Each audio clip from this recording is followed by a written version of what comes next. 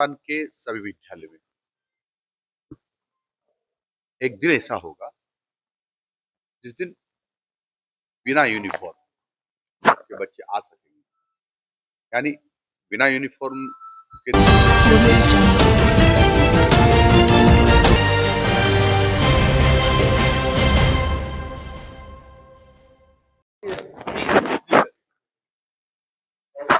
अब राजस्थान के सभी विद्यालय में एक दिन ऐसा होगा जिस दिन बिना यूनिफॉर्म के बच्चे आ सकेंगे। यानी बिना यूनिफॉर्म के दिन होगा, उसमें क्या होगा, परंपरागत वेशभूषा में, और जहां तक संभव होगा वहां का लोकल बना हुआ जो कपड़ा होगा उसी के पहने हुए कपड़ों में बच्चे और टीचर्स आएंगे। ऐसा हमने निर्देश और आदेश जारी कर दिया। अभी हमने सरकारी विद्यालयों के लिए आदेश जारी किया।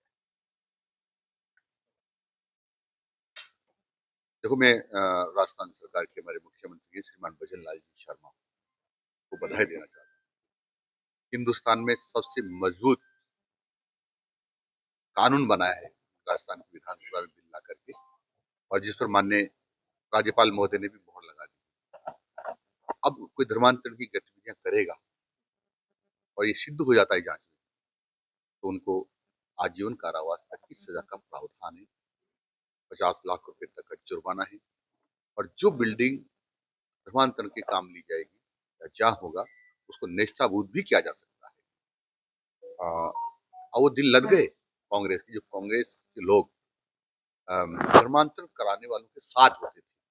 यानी हिंदू समाज कैसे कमजोर हो और आपस में एक दूसरे समाज कैसे लड़े, और हमारी माँ बहनों बेटियों को बहला फुसला कर लव जिहाद के नाम पर कैसे ले जाया जाए, ये कांग्रेस हमेशा करती रहती थी। उनका पक्ष आज भी करती है और पहले भी करती थी। अब उनको दिक्कत हो गई है, इसलिए कांग्रेस अंदर ही अंदर इस बिल का विरोध भी कर रही है, जो ठीक नहीं है। यदि उनको विरोध करना था तो राजस्थान की विधानसभा का प्लेटफॉर्म उनके लिए था। डोटासरा जी विधानसभा में जाते, वो अपनी बात को कहते, और यदि उनकी बात को नहीं सुना जाता तो मत विभाजन की बात करते। यदि उसमें जीतते तो बिल रद्द हो जाता, पर उन्होंने ऐसा तो किया नहीं, और बाहर आके चिल्लपों कर रहे। पर राजस्थान की जनता सब जानती है, अब धर्मांतरण कराने वालों को काल कोठरी में डाला जाएगा।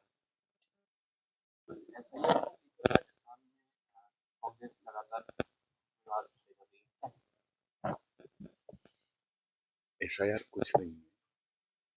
मतदाता सूचियों का विशेष गहन परीक्षण है, ये होना ही चाहिए, ताकि कोई बोगस मतदाता, गलत मतदाता न रहे। एक मतदाता के दो दो जगह, तीन तीन जगह नाम ना हो, और सबके वाजिब लोगों के सबके नाम हो, इसलिए मृत लोगों के नाम कट जाएं, तो ये होना ही चाहिए। परंतु क्यों हो हल्ला कर रही है कांग्रेस? मुझे लगता है कि इन्होंने शायद कुछ बांग्लादेशियों के, पाकिस्तानियों के या चोर उच्चकों के कहीं कहीं के ऐसे नाम लिखवाए होंगे, इसलिए उनको डर लग रहा है कि वो नाम कट सकते हैं, और इसलिए घबराहट है। क्योंकि कहता ना कि चोर की दाढ़ी में तिनका, तो इनकी दाढ़ी में ये सब तिनका जैसे चोर की दाढ़ी में होता है। अक्सर जिस तरीके से आप देख रहे हैं कि टीचर्स की ड्यूटी एसआईआर में लगाई गई है, बीएलओ है कई, लेकिन जिस तरीके से ये सामने आ रहे हैं ये पहली बार नहीं हुआ है भाई। हमेशा मतदाता सूचियों का निरीक्षण करने के लिए हमेशा लगाए जाते हैं, पर ये गहन पुनरीक्षण हो रहा है। अंतर तो इतना ही है।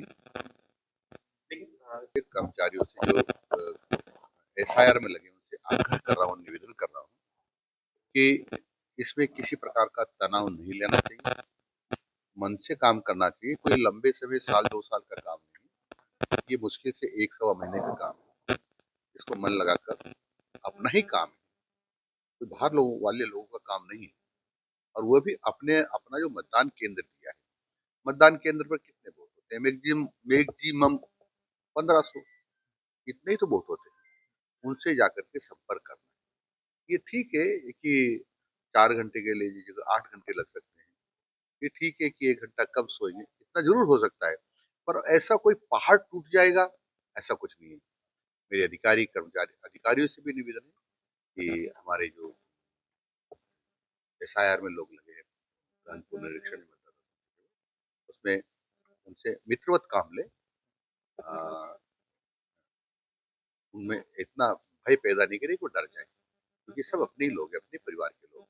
बाहर के तो है नहीं। स्कूल को लेकर के कई बार लगातार कई घटनाएं सामने आ रही है। अजमेर का एक प्रतिष्ठित स्कूल है, उसके छात्र के साथ अश्लील हरकत होती है, मारपीट होती है। परिवार आरोप लगाता है इतना बड़ा स्कूल है, काफी फीस देते हैं, लेकिन स्कूल प्रशासन ने कोई ध्यान नहीं दिया। मामला अब पुलिस तक पहुंच चुका है।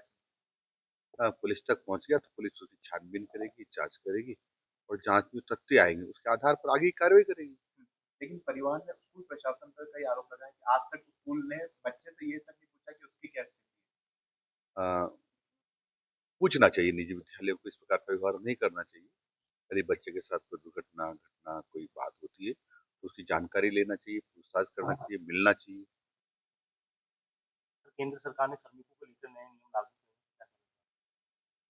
हमेशा केंद्र सरकार श्रमिकों के लिए तो विशेष रूप से उनकी चिंता करती रहती है। आपने देखा होगा पहले भी श्रमिक कल्याण बोर्ड के माध्यम से कई इस प्रकार की योजनाएं लागू की थी। उसमें उनके पढ़ने वाले बच्चों के लिए छात्रवृत्ति के उनके